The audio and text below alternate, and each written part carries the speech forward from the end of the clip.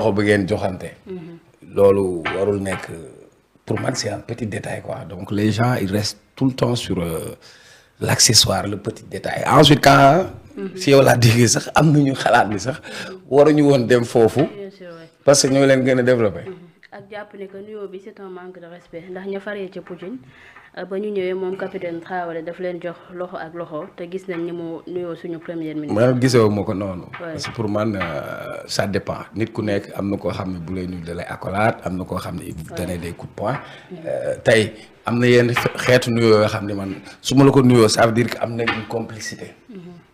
maintenant comme nit ñi ci ay nuyoo la ñuy interpréter. ça veut dire que c'est petit quoi. parce que pour man. y a des enjeux yu gën a mag loolu yu ëpp solo loolu. peut-être ñiy wax loolu dañu comprendre lu enjeu yi. wala soit ils sont de mauvaise foi pour essayer d'interpréter ay mbir. beneen bi quand vous dites que dañu sous-développé. c'est parce que vous n'avez rien compris. la moo tax ay sénégalais nekk fa di fa liggéey. un opérateur économique comme Harouna Dia la moo tax moom mu établir foofu. ñu leen gën a avancé ci mbirum jàmm paix dal. mais ñoom bu ñu amul jàmm ñun du ñu am jàmm. oui surtout. ñoom suñu amul jàmm. ñun mënuñu am jàmm. oui. parce que dañu lay wax en Afrique. quand la case du voisin brûle. oui. tu dois aller apporter de l'eau mais boo seetaanee sa déegu dëkkandoo di lakk nga toog di ko seetaan. lakk bi mën naa jàpp sa néeg. oui. donc pour man moi ce qui m'intéresse parce que moi j'ai des relations avec des Burkinabés. parce que dans le cadre des missions que j'ai effectuées en Afrique. que ça soit au Cameroun, au Congo, au Maroc, dans le cadre de mes activités d'élu local, j'ai eu à rencontrer beaucoup de frères africains, que ce soit des Béninois, des Maliens, des Burkinabés, des gens du Niger. J'en profite également pour faire un clin d'œil à un ami qui s'appelle Djibril Bamoro, qui est un jeune élu qui est au Burkina Faso et qui soutient le président Ibrahima Traoré à travers son mouvement. J'ai compris que nous, on a des relations très fraternelles. Le Burkina, c'est un peuple frère. Et qui a eu à inspirer beaucoup de générations à travers Thomas Sankara. Maintenant, revenir un peu, surtout sur les gens, je pas sur les détails de certaines personnes. Man, ce qui m'intéresse d'abord, si nous défait du point de vue de l'analyse, il y a un nouveau leadership africain. Ce nouveau leadership est incarné aujourd'hui par Ousmane Sonko, par Ibrahima Traoré. Et taille. Nous avons une situation sécuritaire et géopolitique. Le Burkina fait partie du Sahel. Le Sénégal fait partie du Sahel.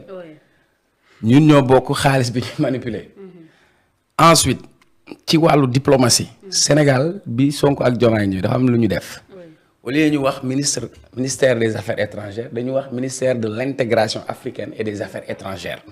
Ce qui montre que d'abord on va privilégier la diplomatie de proximité, c'est-à-dire entretenir de bons rapport de voisinage avec les pays yi nga xam ni moom lañ sekk beneen bi sooy seet muy Guinée muy bu Mali muy bu Burkina CEDEAO bi mu fi nekkee bi ñu defee ay putsch dañ leen a bannir et pourtant à côté am na ñu def coup d'état te CEDEAO waxu ci France di leen soutenir par exemple beneen bi y a des coups d'état constitutionnels où des présidents dañuy accroché sur la constitution wala ñu modifié ko la CEDEAO était plutôt une bande de copains.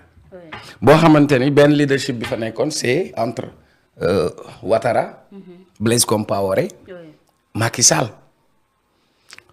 Blaise Compaoré tëb na moom mi assassiné woon Thomas Sankara keroog bu ñu koy muccaloo Burkina Faso dañ ko exfiltré français yi ñoo ko fa génne yóbbu ko Côte d'Ivoire. leadership boobu nekkoon foofu ba xam ne da ngay jàpp ni ñii c'était des préfets de la France-Afrique tey ñu am beneen génération bu ñëw porter yeneen idée des idées révolutionnaires ñoom ñëpp ñu am cette conception pour man c'est la continuité des combats de ces pionniers comme un Kwame Nkrumah qui parlait de Africa Must United un pionnier comme Thomas Sankara nga xam ni boom nañ Thomas Sankara mais il y a eu des milliers de Thomas Sankara. Des gens comme Amical Cabral, des gens comme Patrice Lumumba. Maintenant, les France Fanon doon wax chaque génération a une mission, à elle de l'accomplir ou de la trahir. Donc aujourd'hui, on a une mission générationnelle, c'est de relever l'Afrique. Cette mission générationnelle, c'est travailler au-delà même de l'intégration africaine, de l'unité africaine. Oui. Et pour nous mener poser jalon boobu, on avait besoin d'un leadership nouveau. Et aujourd'hui, Ousmane Sonko, boo nekkee Sénégal mënoo xam dimension. Il faut sortir. Moi, je suis allé au Congo. Puis mes dem mission Congo, c'était en 2022. Oui.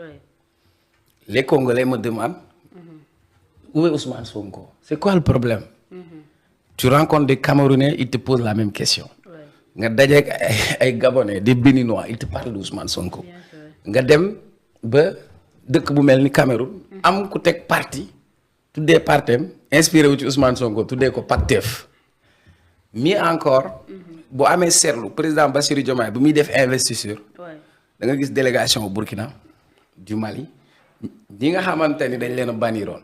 Donc pour man le Sénégal aujourd'hui c'est une chance pour l'unité africaine parce que d'abord on a une légitimité politique. Le Sénégal est une vitrine démocratique. Récemment tu as vu le président du Sénégal dem Gabon.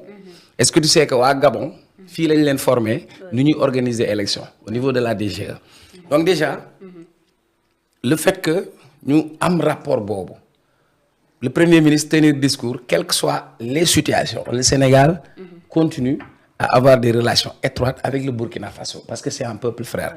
ne serait-ce que inauguration musée de Thomas Sankara rek ndax loolu rek warul woon tax le premier ministre autant pour moi Ousmane Sonko teew fa ndax gis nañ ne que bokk na ci ay références am. Mais ñun ñi ñëpp on a lu Thomas Sankara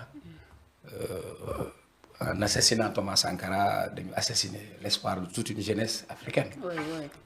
Tey idéologie bi Thomas Sankara doon am li mu doon xeex Oui. ñii moom la ñuy wéyal parce que le discours contre l'impérialisme Thomas Sankara c'est ce qu'il développait. Bien sûr. Quand il disait que l'impérialisme est jusque dans nos assiettes.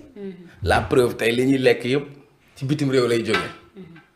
Idées yi ñu doon am contre le franc CFA. Thomas Sankara contre la dette. Quand il disait que on va pas payer cette dette. Loolu c'est en 1984. Oui, Abdou Diouf était là. Sankara disait que moi je vais pas payer cette dette. ñan ñoo reylu Thomas Sankara dañu jaar ci ay leaders africains pour néewal ko doole mais loolu c'est symbolique. Oui. Mais au-delà de symbolisme boobu. Le premier ministre bi mu dem ñan la àndal. dafa ñëw mu ànd ak ministre des forces armées. Bien sûr. ànd ak kan Des affaires étrangères. ak kan Des sports. ministre de la culture. Du point de vue de la culture le FESPACO par exemple. nga xam ni lu jëm ci wàllu cinéma bokkoon na ci révolution yi Thomas Sankara imposé woon. Oui. Parce que tey à travers le cinéma c'est un excellent médium outil de propagande. Oui. Les Américains dañu utiliser le cinéma pour se glorifier alors que tey ñun dañ doon toog fii di seetaan les Bobo Diouf par exemple.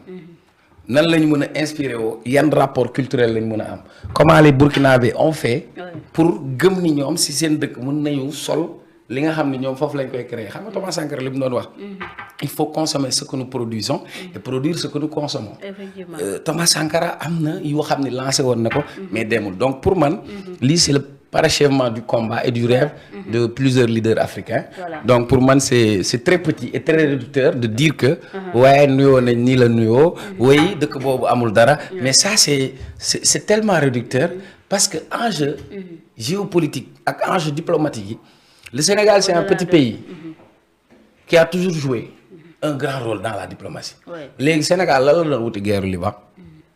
Guerre Liban 1982 lu fa Sénégal wuti woon lan moo yóbbu woon Sénégal guerre Irak ak Koweït lan moo tax Sénégal dem Guinée-Bissau def fa opération 98 ak soutenir leen. lan moo tax Sénégal def opération Gabou en Gambie. Oui. lan moo tax Sénégal dugg biir Gambie. dindi Yaya Jammeh. Pourquoi ñoom ils s'étaient pas posé cette question. Donc pour moi il y a des enjeux sécuritaires. Et puis sur le plan de l'intégration africaine. On devra comme li nga xam ne loolu Thomas Sankara ak Martin Luther King doon wax nous sommes des frères. Oui. Nous devons vivre unis. Sinon nous allons tous mourir. Et cette balkanisation de l'Afrique, cette division de l'Afrique ne fera que l'affaire de l'Occident. Beneen bi l'Afrique c'est le continent de l'avenir. Oui. On a les ressources. Enjeu yi c'est au-delà des. am nañu ay futilités. am nañu suuf. Oui. am nañ ay ressources humaines on a un continent très jeune. En 2050 l'Afrique sera le continent le plus peuplé. Oui. Tey la Chine mu ngi dem bay nekk première puissance mondiale boo koy xëccoog américains yi. Bien sûr, oui. Alors qu'en 1975 Ouais. la Chine était un pays sous-développé. Bien sûr, oui. Comment ils ont fait pour se battre ba egg fii ñu egg. Oui. ba transformer seeni réew. donc pour man loolu mooy moo ci ëpp solo plutôt que rester sur des détails. voilà c'est clair loolu moo ci ëpp solo gannaaw ñu ci bëri interprété nañ ne que li ñu gis ci mbirum salutation bi manque de respect la moom jiital gouvernement bi di Ousmane Sonko teew na fi nga xam ne moom moo di ca Burkina Faso. te ñoom xooluñu. enjeu bi aussi. enjeu sécuritaire ils n'ont pas regardé sur l'enjeu sécuritaire. Effectivement, ils n'ont pas regardé par exemple Burkina amul port. ñun ñoo am port. oui. am ak ñoom relation seen wàllu exportation ak seen wàllu importation on n'a pas regardé ces enjeux. on n'a pas regardé des enjeux yu jëm si wàllu coopération qu'est-ce qu'on peut avoir au Burkina. nan la Sénégal mën a yóbbu ay investisseurs. mais attends parfois nag gars yi doo leen comprendre quoi. doy na waar. voilà am na solo ñu jàll ci beneen point comme ni ñu leen ko waxee gannaaw discours premier ministre Ousmane Sonko gis nañ ne